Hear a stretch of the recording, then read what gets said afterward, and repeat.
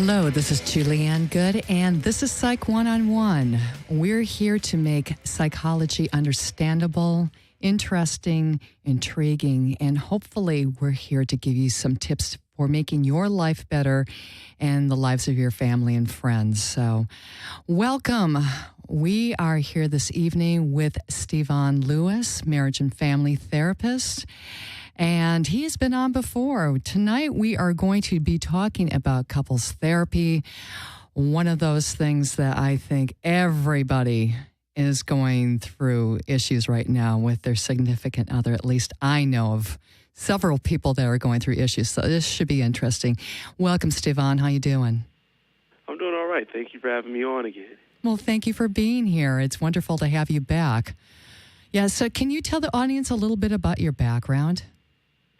Sure. I'm a licensed marriage and family therapist. I've been doing therapy now for about 7 years. It'll be 7 years in July. I've worked kind of primarily with doing family therapy with the families of children or adolescents involved with the juvenile justice system. And more recently have opened up a private practice where I see individuals, couples, and teens, and just kind of doing that sort of therapy. So most of my work, again, is with families, kind of more the impoverished kids involved with the juvenile justice system on probation, and now just kind of branching out and creating my private practice. So still doing a little bit of both. Well, congratulations on your private practice. I know how difficult that is to establish. And what city is that in? It's in Torrance. Okay, all right. I'm in the South Bay. I'm off of Hawthorne and Lomita are the cross streets. Yeah, in L.A. County, yes. Mm-hmm. Okay, so we had spoken previously about that you've been doing a lot of couples work lately. And yes, I have. Yeah, and that is some really difficult counseling work to do. So can you tell us a little bit about the work that you do with couples? Sure. Couples therapy is different, I think, from other types of therapy. It provides a totally different dynamic. With individual, you're able to kind of work in the room with a person who's bringing stuff from outside, but is primarily kind of focused on bettering self or working on issues within self as they relate to others. Family therapy is a different dynamic because it's blood-related relatives usually, and they're trying to work out their issues. Couples is different, I think, because it's two people who've decided to come together. They've made a decision to want to be in a relationship together. So there isn't that kind of, bloodline that really ties them together, and they bring a lot of stuff with them. When you start to think about individuals coming together, as a person, you're shaped by all the things that are your background, your family of origin, so those messages about how men and women should behave in relationships or how they are to be, what you saw in terms of good qualities in the opposite sex, you bring all that stuff into your own relationship. And I'm sure, most people have an idea of what their ideal relationship will look like or how they want to be, but it's hard to kind of make that stuff work. And when communication breaks down or feelings or emotions aren't kind of expressed appropriately or understood appropriately, then you have a recipe for some unhappiness and turmoil. Right, and I think you're correct in stating before that everybody brings in expectations to relationships. There's always that, you have that perfect mate in your head before you even get into a relationship because, we're geared towards doing that in our society. That okay, well, this is my perfect... And, my visualization of the perfect mate, the perfect boyfriend, perfect girlfriend, blah, blah, blah. And you get into the relationship initially with those, those dreams. And sometimes, you can find that special person that's going to spark that dream. And then you start getting a little deeper into the relationship, and then it's like work. Yeah, you're absolutely right. It's this idea of that we come into a relationship with these rose-colored glasses about what we expect the other person to be. And on this list that we develop for ourselves, there aren't usually flaws on that list. It's all these great things that this person's going to be. And they're, for all intents and purposes, perfect. And so what we do is we have this list, and then we see how the person we're with matches up with that. And oftentimes it's impossible for anyone to match up to those lists because they're so kind of idealized. Right. And that creates kind of this confusion within us. I mean, I think people get to a place where they aren't quite sure of, like, well, this person doesn't have this stuff, and are these deal breakers? And I always ask couples, what's your real deal breakers? Because this list has a lot of stuff on it about what you would like, but how much of this stuff is things that you have to have and can't do without, and how much of these things are somewhat negotiable? And trying to get them to have that conversation is oftentimes tough. But like you said, there is this list we come in with about how our perfect mate's going to be and how we expect our relationships to be. And when things don't add up to that, it's, well, what do we do? And in today's society, a lot of times that means divorce. Yeah, it does. And do you actually have your couples make lists? Absolutely. Yeah. So in my office, I have this sort of like a large poster board, kind of Post-it style paper. And so I'm able to kind of rip those off like large Post-it notes. And I'll put them on the door, and then I'll say, kind of, here's what's your list, you guys. And I'll have each person give their term of what they expect from a good husband or from a good boyfriend, and then have them also talk about, have the other person talk about what they expect from a good wife or a good girlfriend, and start to have them verbalize so that they can see this stuff. And seeing it written down and having something tangible lets people know, like, okay, there's all these things that are playing into, or that really come into effect when I'm thinking about how I'm evaluating or how I'm viewing my partner. It's this list that I'm judging them against.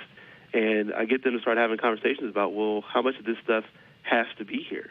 And then how much of that stuff are you kind of okay with not having? And then another thing that I do when I'm having them write their list is also have each person kind of evaluate what they expect of themselves in a relationship as well, and see if that lines up with what their partner expects. And oftentimes there's some kind of, discrepancy between the two, and that's where I kind of utilize that opportunity to talk about, okay, well, it looks like you guys aren't matching up, then what's going on here, and how do we kind of work through this? That sounds like a really good idea for any couples. I mean, that's something they could actually sit down and do at home if they got disciplined enough and said, hey, let's try this as an experiment. Let's put out our expectations in black and white on the, write them out. Let's discuss this. If the couple are willing to do that, I think that sounds like a really healthy thing to do. Yeah. I give a lot of homework, but really getting them, and my homework is really designed to get them to think about what it is that they really want and what do they feel that they're not getting. Oftentimes, there are lots of complaints when you're doing couples therapy, and usually those complaints are about the other person, not so much about my own self in a relationship. It's about what my partner's not doing or needs to do more of. And get them to talk about those things, but add some feelings to that. Add some emotions to that. What is it that you're missing? What need isn't being met as a result of this? It's not taking out the trash is an issue, but that's not the issue. What is it about that sends this message to you that maybe this can't work?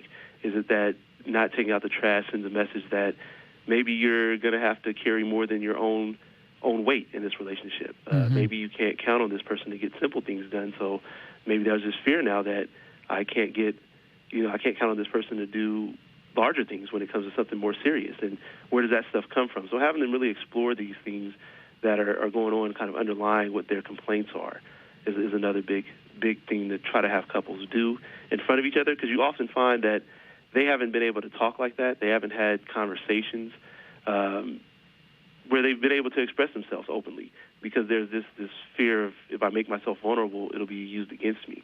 So oftentimes I try to provide an environment where they're able to have those types of conversations and allow each person to kind of see each other in another manner or another fashion, in a different light, so that maybe what's driving this person is this fear that she isn't going to be able to count on me.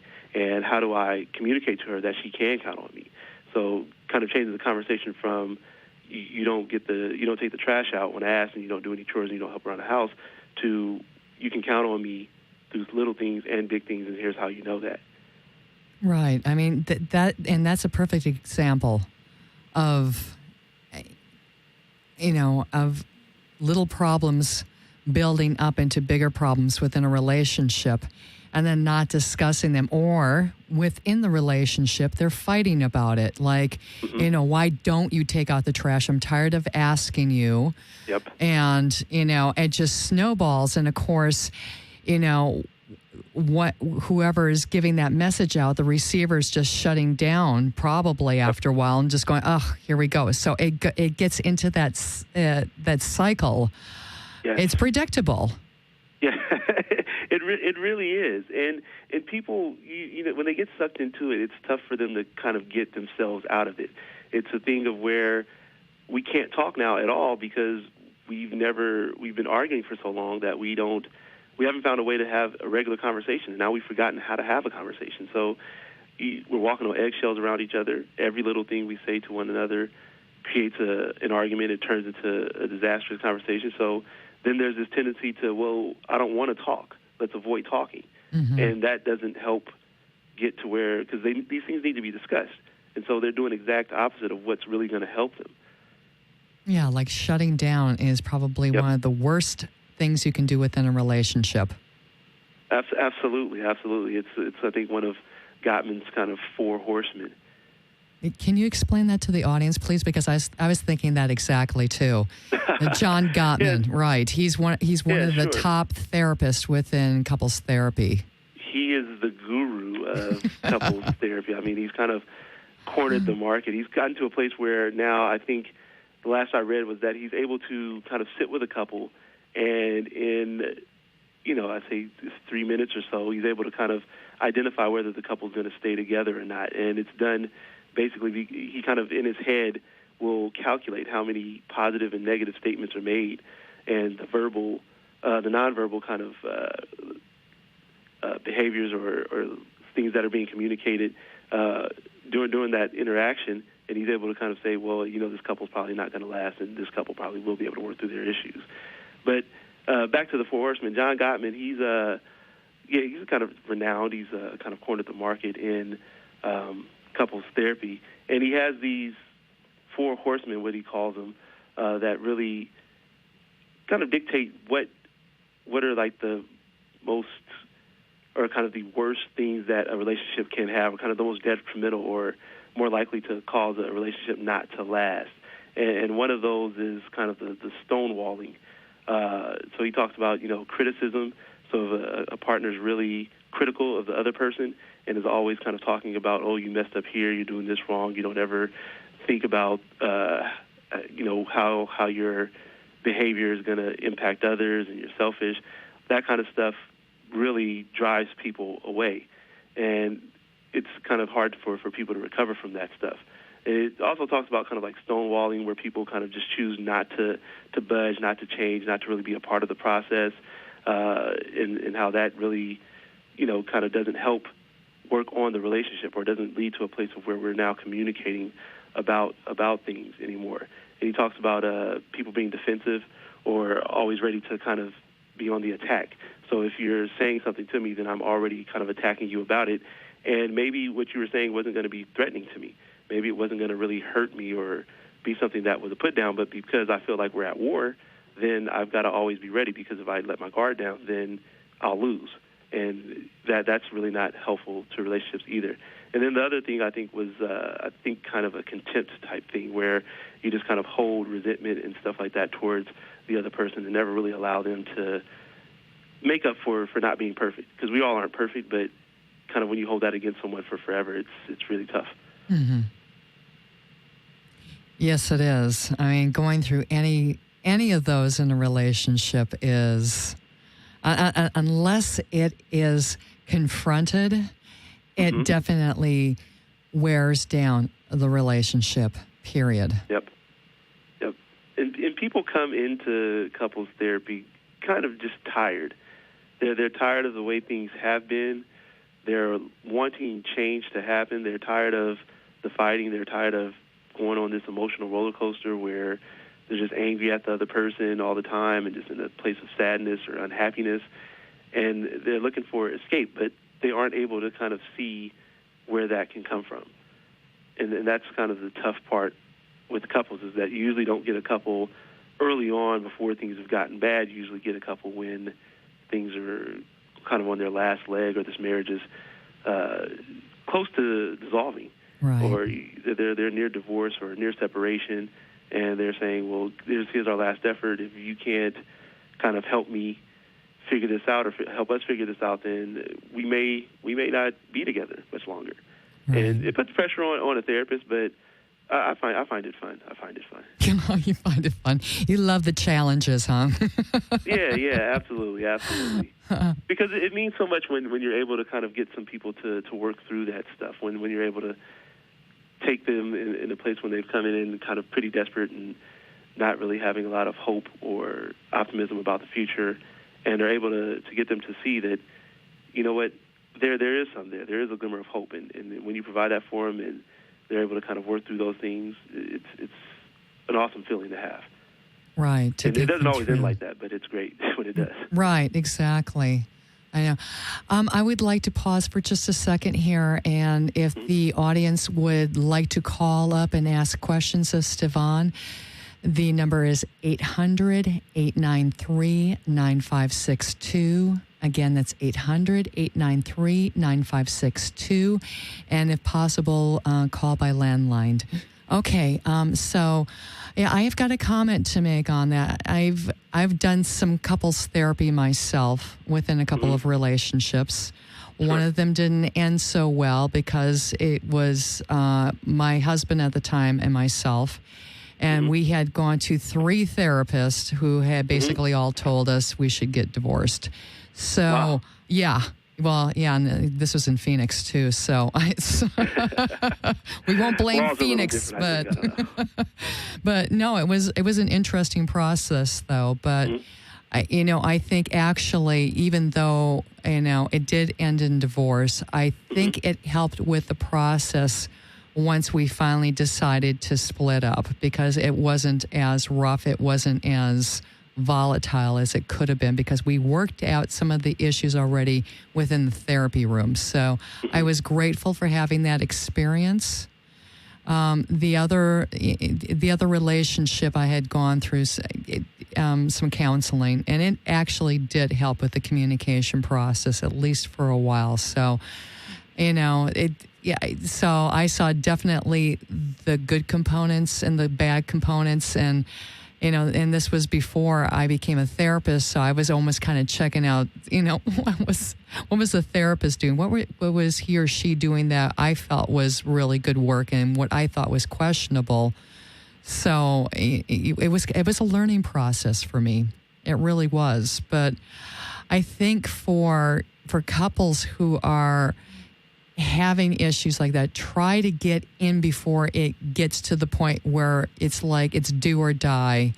We're gonna go to therapy or we're gonna break up. It's gonna be either or. Try to get to that at least 25-50% range, where whatever you're doing's not working. So let's try something else. Let's go to a professional, see if we can work through these issues. Sure.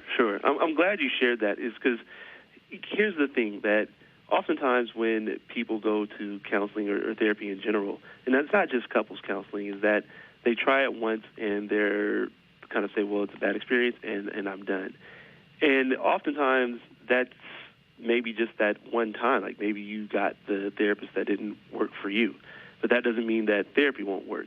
Right. And with couples, you'll find that too. And I've had couples come in and maybe I was their second or third therapist, and the things that the other therapists were doing, they were able to kind of say, this isn't what I liked about that person, or I felt like this person didn't give me a space to talk, or I felt like this person sided with my partner, and they're able to kind of talk about those things. And, it helps when you come in with and explain that stuff and say, hey, here's what we've tried, and we've gone to another therapist, and here's what we're hoping from you. And it's good to kind of be able to tell your therapist that, because then it gives them a place to start working with and saying, like, well, hey, I know where kind of things can go awry for you guys and where If I do something that seems or appears or may appear to seem like I'm siding with one person, then I need to kind of clarify that earlier on or immediately following, so that you guys both know that I'm in it for this relationship, or I'm here for this couple, not for any one individual.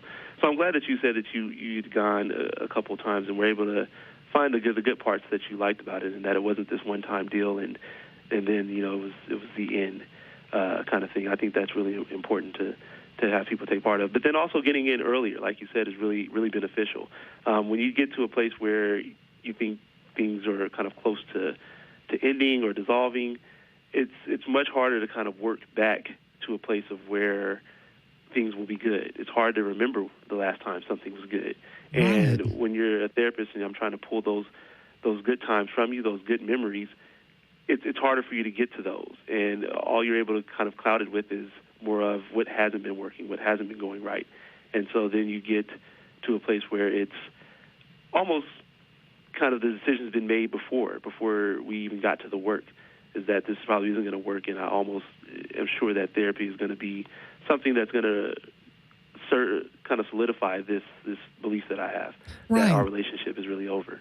Yeah, and exactly. And it gets to the point, too, where, the couples come in and it's like, okay, I'm going to have a safe place to tell you off and tell you exactly what I think of you. And I'm going to find somebody else that is going to side with me and say, you know what, you've been a jerk and I'm the one that's right. And, I think a lot of people have that preconceived ideal that that's what's going to happen. They're going to find somebody professional that's going to side with them.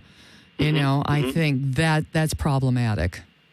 And that's you're absolutely right. That's what they look for. There are times when couples have come in and one person in the couple will kind of attempt to dominate the session, and they'll do most of the talking about what needs to change and what happened and where things are wrong, and trying to get you to really get a view of them. And it's tough, and it's always kind of tough and funny also at the same time to see them when you say, well, that's kind of how you see it, and I still want to hear from this other person.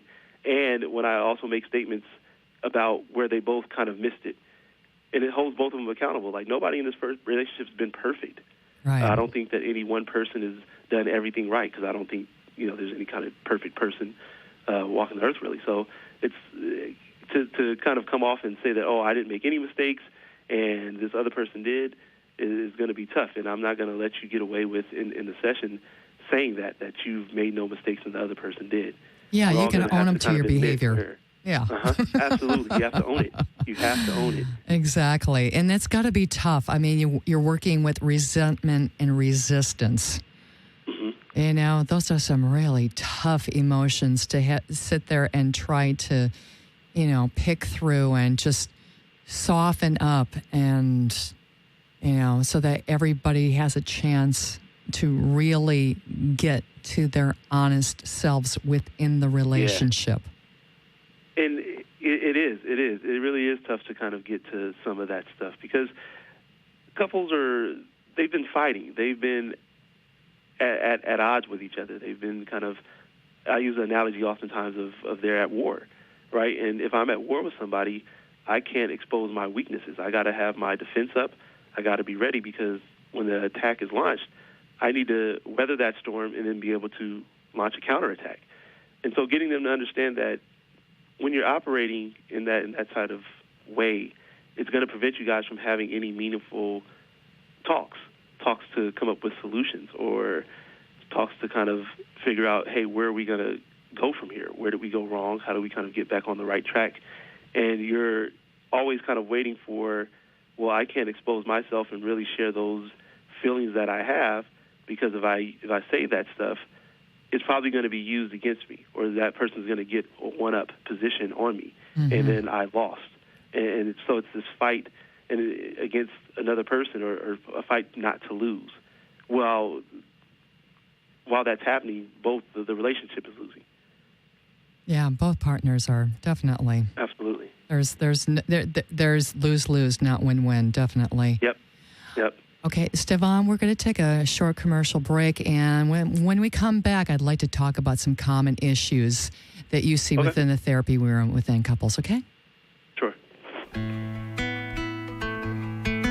The Chicago School of Professional Psychology offers numerous psychology, behavioral, and health-related science graduate degrees at 3 campuses: Los Angeles, California, including branches in Westwood and Irvine, Chicago, Illinois, and Washington, D.C., and online. The Chicago School prepares students to meet the ever-changing mental health needs of society through classroom experience and real-world training.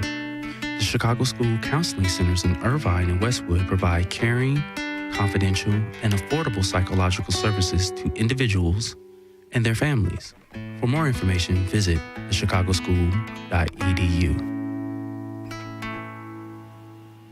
And thank you to the Chicago School for sponsoring Psych One-on-One on skidrowstudios.com. And we're back with Stevon Lewis, licensed marriage and family therapist. And before the break, we were talking about some common issues that couples come in with to therapy. Can you discuss that a little bit, Stevon? Sure. So this is going to sound so cliche, but oftentimes what I get most is it's a breakdown in communication. And everybody knows that, hey, yeah, that's where things go wrong. We don't know how to communicate, right? But there's a couple ways to look at that. So there's couples who come in who really don't have a way to speak to one another, and that's kind of that surface level communication of I just really don't know how to talk to the other person, that ultimatums are given, or a lot of negative language is used, a lot of put downs, a lot of that criticism or blaming, finger pointing. Those sorts of things are taking place where they aren't able to have a conversation because the words they use to talk to each other just aren't good. And then there's kind of more of the theme that I see is that kind of honest, deeper level communication that isn't occurring.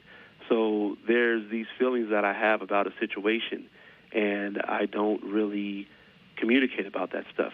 I think the last time I was on, I talked a little bit about the iceberg concept, where most of the mass of an iceberg is really under the surface level of the water. And it's that communication down at that level of those emotions that people really have a tough time opening up and talking about. And when I say there's a breakdown in the communication, there's a breakdown in that communication, that people aren't able to share those feelings that are really deep and kind of ingrained in where the wrong is also normally felt. So that fact that you didn't call me, and so I'm upset about the fact that you didn't call me, is not the real issue. The message that I receive from that is the issue, is that I don't matter or I'm not important. Right. And maybe there's a feeling that, I'm less than, or that I'm not going to be enough for you or worthy enough of your attention. And so you need to start having communication about that, about what the behaviors actually meant for the other person, how they were interpreted and received. And so that's what I try to get couples to really do, is have a conversation about, an event. I'll have them talk about a situation that, maybe their last argument, and get them to start talking about, well, what did that mean for you? Why were you so upset about that? What was it that sent? And get them to start talking about more of that deeper level emotional communication, where they felt maybe like a part of them was wronged, or that these kind of fears were brought up in themselves or about their relationship as a result. So I've got a question for you on that, Stevon. What if one of the partners is really intellectual, does not like to get into the emotional realms too much? Sure. And those are always somewhat tough, because they like to kind of stay in the clouds about things. So it's, you need to let that go. That's not what I was doing. If you think logically about that, they'll talk about kind of fundamentally, this is what was going on. What I try to do is I try to get them to not so much, because they have a tougher time sometimes having that empathy, but I get them to kind of be able to discuss back what it is that they heard. So I have them do like a lot of reflective listening or active listening and reflect back what it is that they heard, and I get them to kind of add emotions to that, or add kind of other feelings that might be going on to that stuff. It's a technique that I kind of learned from like the relationship enhancement type stuff, and it's a thing of where we use a talking stick, and they go back and forth. And so for that person who's intellectual, I'll have them kind of respond to whatever it is the partner said. And so they have to reflect back what it is that the partner said. And the partner is the one who holds the power to say, yeah, you got me. And part of that is just making sure that the person who felt wronged or felt the most emotion is able to kind of tell that intellectual person, hey, look, you know what, I feel better now because I feel like you understood where I was coming from. Yeah, well, hopefully that intellectual person just doesn't parrot back. Yeah. Hopefully they can get into the emotional part of it. Yeah. And I'm there kind of coaching them as they're doing it. So there's that tendency for them to kind of just reflect back the words verbatim. And it's like, okay, well, what does that kind of mean? And sometimes I'll model for them a little bit kind of what that looks like. And they catch on. I think intellectual people want to do things right and that they kind of want to be able to accomplish stuff. And so I haven't found where they just leave it there, that I'm able to kind of coach them through into saying, well, what other things might be going on as a result of that? And what did that mean? So what was one of the toughest couples that you've worked with? What did they come in with? Geez. So I've had some successes, and I think one of the tougher ones would be it was more of a communication thing. So they came in, they're more of wanting some co-parenting stuff, and I think that for them, the thing that was tough was that they were never able to really kind of acknowledge some of the wrongs of the past, right? And I think that was tough for them, that they had kind of broken up. They still have a child together, so they have some sort of relationship, and they were never able to kind of work through the past wrongs that happened. And a lot of that was getting them to admit or take ownership over these things that have happened in the past. Mm-hmm. And there was a lot of discrediting of whether the impact of some of that past stuff. And we all know that that's really difficult when, I use kind of the analogy of like pain, is that when someone is in pain, it's hard for me to know kind of how much that hurts. But what I do have to know, like the worst thing I can do is say that it doesn't hurt that much, or that they're overreacting to it, or it wasn't that bad. The best I can do is to say, kind of have some empathy for it and say that, well, you know what, I'm sure it hurts, and your pain is absolutely real. So what are some things that I can do to kind of help you out, right? Or how can we kind of work through that? And when there's that kind of tendency to just kind of slough off or gloss over and say, well, that wasn't that bad, or you need to just move past it, it really cuts off a person. It discounts the other person. Yeah, definitely. Yes, absolutely. It cuts off the other person and kind of the whole part of them that is maybe stuck in that place, that they never got some resolution to that. So I think that was kind of the wall that they hit, is that recognizing the impact of the past on one another, where I think one may have been affected a little bit more than the other by it, and that they weren't able to have that kind of empathy for it, that recognition that, hey, this was a significant event in our relationship, and I'm still impacted by it, and that now colors how we interact today, and why we aren't able to kind of co-parent effectively or on the same page is because of this unresolved past issues that we've had. Yeah, now you had brought up empathy. How do you work on instilling empathy within a couple when you can see clearly in front of you that there is very little empathy for what the other person is feeling, because the person is so stuck in their own pain and they just want to blame the other partner? How do you work with the empathy part of it? Sure. So what I do is, oftentimes when people kind of lack that empathy, when there's this thing of where we've had this situation, I'm not as impacted by it as you were, and I think that you need to kind of get over it. It's that desire of, I just want to move on. And what I try to do, and this has kind of worked for me, is that I try to get them, I don't allow them to leave that place so soon, right? So I'll do things of where they'll try to say, well, yeah, that was so many years ago, and, that has nothing to do with where we are today. and I don't allow that to kind of happen. I say that it actually has everything to do with today. While you can't be, maybe they have a tough time showing empathy or having empathy for that impact of that event on the other person, what they can feel is that their relationship or what they're trying to accomplish now isn't working. And I try to tie that into because this other thing is still unresolved.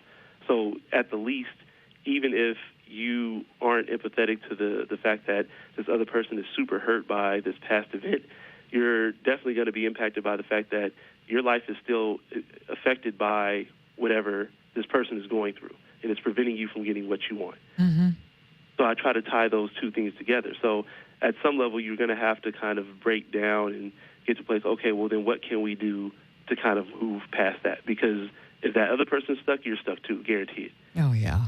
It's especially if they're married or living together or, I mean, that person is there, period. Whether he or she is, there all the time or is in and out or whatever, there's still that energy that is left in the household to have to contend with. I like that word, that energy. That energy is there, and they bring that into the therapy session. It's in the room now, and oftentimes that's there's another person that's crying, that other partner's that's dealing with the emotions is either silent or something, and it's something there, and we got to acknowledge that, and we aren't going to go anywhere, and you guys aren't going to kind of get these goals that you've listed about what you want to accomplish here. That's never going to happen if we don't deal with this thing. Right, so you have to get to what is the main point for them coming into therapy and what is the main point for them being stuck. Is that correct? Absolutely. I have to get them on the same page about something. Now, whether that's the goals that they agree on or kind of where the issue lies, but we've got to agree on something and what we're working towards and what we're trying to accomplish. That has to be kind of a shared vision. And they've got to take ownership over their part in that, of how we've gotten here, whether it was intended or not. That's kind of a moot point. We're here now at this place, and I believe because both of you guys are here, you want to work to get out of it. And so that's what we're going to focus on, how we're going to work to get out of that. Right. Definitely. So what technique do you use that you feel is one of the most effective for getting a couple to move forward? Mm-hmm. So what I try to do, and it's proved somewhat successful for me, depending on kind of the level of conflict or where we are, is I'll try to, if there's a high level of conflict, then I've got to kind of stop that stuff. So I'll put up some rules or parameters about, we can't have these sorts of, you can't use this sort of language if there's expletives used, or if there's a lot of blaming, I'll point that stuff out and say, well, you're saying this, or when you say this negative thing, you can't refer to her like that, or you can't refer to him like that. Or if there's a lot of negative nonverbals, I'll point that stuff out to just kind of get to a place where it's like, hey, look, we got to get on equal ground here. You guys can't continue this anger because we're trying to get out of that. So I kind of shut that stuff off early. But some of the other stuff I do, I try to get them to talk about how they met. Usually that's a time when people will remember that there was this good thing. And it's often amazing to watch is that you'll see this couple who's kind of highly conflictual and they're angry with each other. And when they talk about how they met, they're smiling. And they're kind of finishing each other's sentences. And they're talking about, oh, no, I was at this place. And remember, you came over and you did this, or we were going this way and you got lost, and so you asked me for directions or something like that. And they'll talk about what that was like. And that's a happy moment for them. I try to kind of create this happy space for them, or this time when they remember when things were good, and then try to start building from there. And then I do like lots of little exercises to get them thinking about how it is that they experience love and communicate and things like that. Because like I said earlier, there's this level of communication where it's that surface level stuff about I really just don't know how to say things the right way. Or then there's this other level of communication about these emotions and feelings that are going on a lot deeper. So I'll often use Dr. I think it's Gary Chapman, his love languages stuff. And so he has this quiz that he created, and it talks about how we experience love. And I get them to kind of start talking about that. So when they're engaged in activities together, one person may experience that on a whole different level of connection than another person. And it's important for them to understand those things, because you got to try to match that person based on kind of how they experience connection and love and happiness and those sorts of things. And I think that that's like usually the kind of good starting point of what I try to do in terms of building this kind of happier environment and getting them to experience each other in a different way, but on a deeper level. To get them to slow down and see the positives of the relationship. Mm-hmm. Absolutely, absolutely. To see that things aren't all bad, and that maybe you guys just have been misunderstanding each other a whole lot. That when we're spending time together and just sitting watching TV, even though we aren't talking, maybe for one member of the couple, that's really a big deal. That time spent communicates all this stuff about how much this person cares about me because they took this time to spend with me, even though maybe they hate this show. Whereas somebody else will be sitting there and they'll just say, well, we just watched TV. That wasn't anything. And that other person might like gifts. And so when you gave me something, that meant a whole lot to me, that you were so thoughtful. You took the time to think of me when I wasn't even around. And it sends all these positive messages that I'm important to you. Whereas somebody could receive a gift and say, oh, man, you just spent money, and that doesn't really kind of do it for me. So getting them to kind of understand where they are on that spectrum of how they experience connection, love, those sorts of things is really important to getting them to start moving forward in a positive way and doing more of that stuff. Yeah, and it's probably going in and rekindling that Mm-hmm. spark that they felt for each other initially, and Yep. trying to just put some air on those flames and to get, get that fire going. Yeah. I like that. Just fan the flames. Yeah, because I think a lot of couples forget to do that, especially if they've been together for quite a while.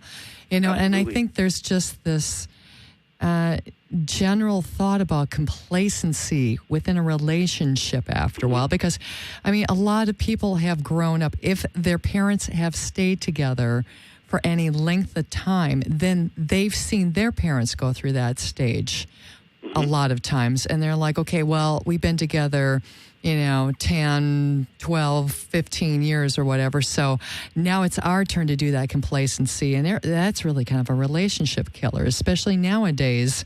I think people are just not willing to hang out and just do that much anymore. It always amazes me when I hear of people that have been married 20, 25, 30, 60 years. I actually met this one couple who had been married for 60 years. That was just incredible. I know.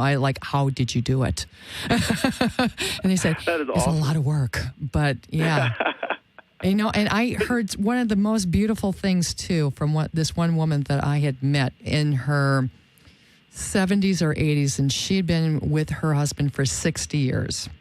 Wow. And I said, what was one of the things that kept you together? And she said, I think that he loved me a little bit more than I loved him. And that made all the difference. And I was going, wow, I've never heard that before. So if we would have had more time, I would have really delved into that. But I've never heard that one before. And I thought that was really, really beautiful, especially coming from a 70, 80-year-old woman.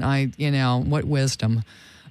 That is awesome. That is awesome to hear those types of things. When people have been together for a long time, and that's exactly what it is, like you said, that complacency, that you get in kind of this mundane, this routine of what our relationship is. And I think that there's also some hesitancy to really not want to stir the pot or shake things up when there's this feeling that, hey, I really don't want to be in this kind of rat race that is our relationship, that I want us to focus on doing some other things. And to kind of have that, again, there's this fear that I don't want to have that conversation because it might not end well. Right. That might lead into an argument. Or what if we aren't able to find a way? There's a fear that maybe if we aren't able to find a way to get out of the rat race, that then maybe this relationship's going to end.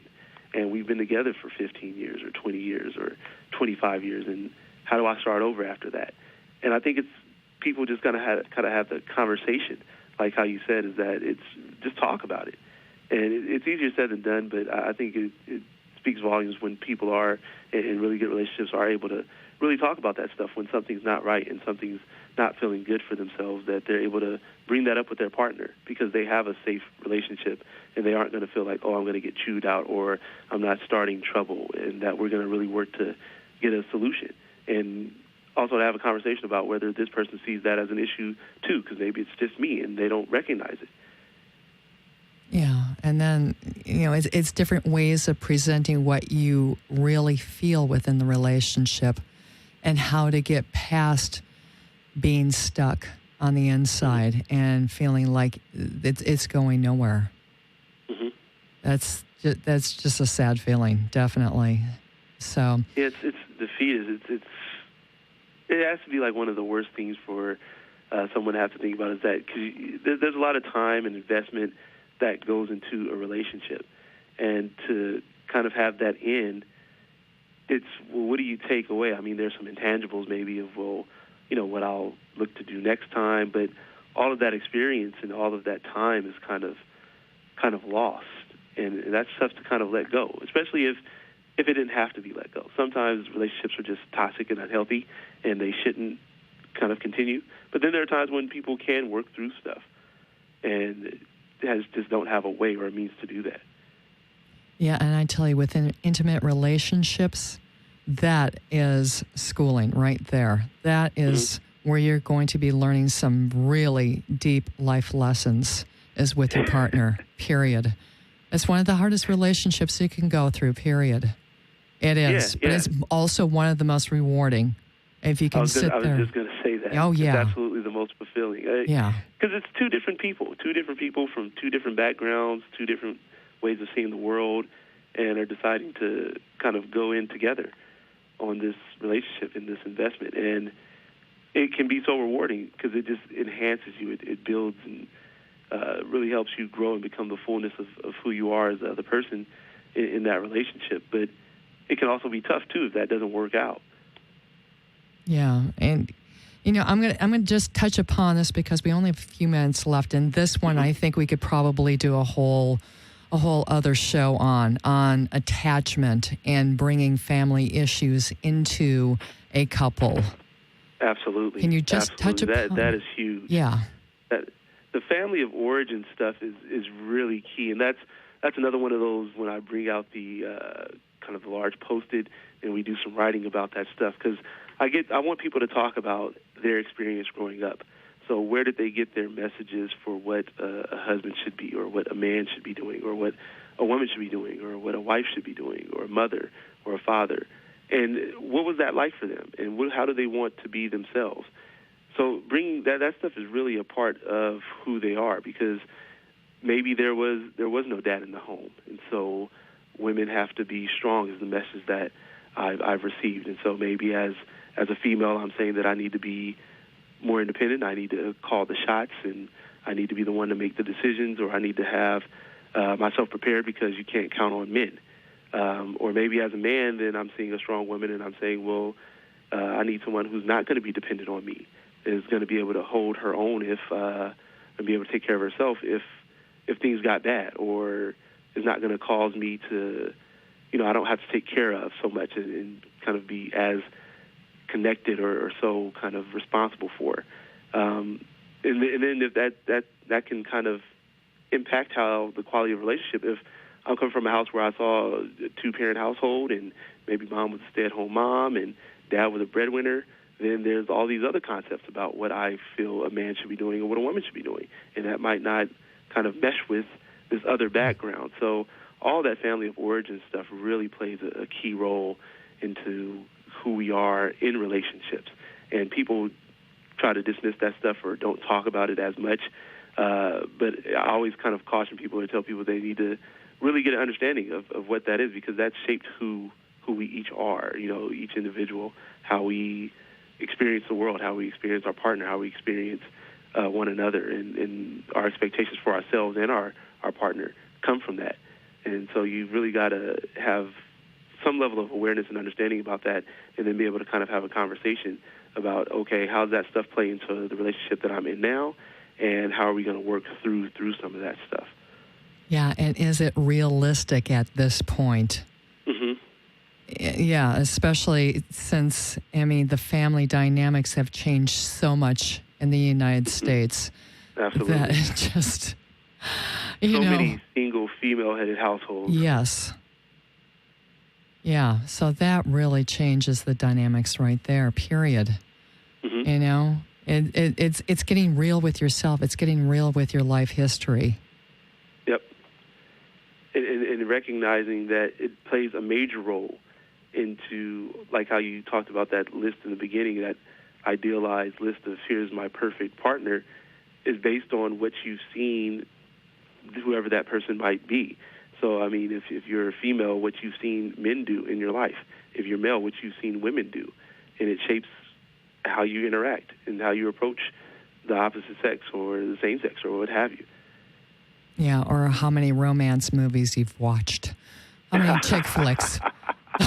I mean, we have to add that concept into this whole scenario, don't we? Absolutely, because that tells us how the fairy tale of what relationships are, and we always get the girl or the guy at the end. Right, and sometimes that doesn't always happen, but hopefully, hopefully we can all shoot for our living happily ever after. It can happen in bits and pieces, but like my 80-year-old friend said, it's work. Sure. And that's the other thing. I think that people kind of mistake that concept of it's work as that it's difficult or it's not worth doing. Then if I have to work at it, then that wasn't meant to be. And that's not even the case. That's not the case at all. I mean, if you want to stay in shape, you got to work out. You can't work out once and then stop.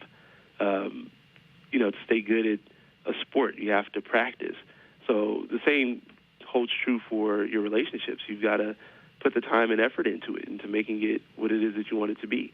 And if you stop doing that, then, kind of shame on you for complaining about things going wrong if you aren't putting the time and effort in to make it right. Right. It's a beautiful process, but it is 50-50. In most relationships, it is a 50-50 partnership. Absolutely. Yeah. And that doesn't, it's not a thing of kind of responsibilities or anything like that in a relationship. It's, everybody has to carry their own load or whatever their role is, and how we define those roles and expectations. They got to play their role or play their position. Most definitely. So, Stefan, if anybody in the audience would like to contact you, how can they do so? They can call me. My phone number is 310-597-7580. They can email me.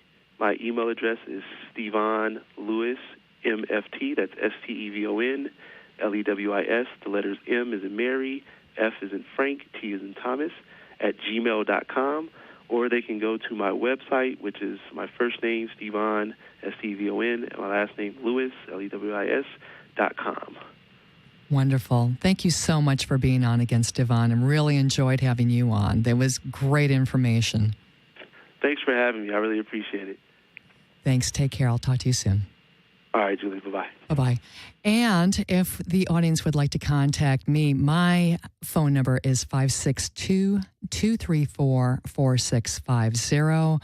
I'm on Facebook at Psych One on One. That's PSYCH, the number 1, ON, and another number 1.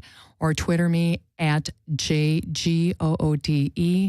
I really appreciate you listening in tonight. If you would like to go to any of my prior shows, they are all archived on skidrowstudios.com or at iTunes Store under podcast on Psych One on One. I so appreciate you. Thank you so much for being here. Take care of yourself. Take care of each other. Bye now.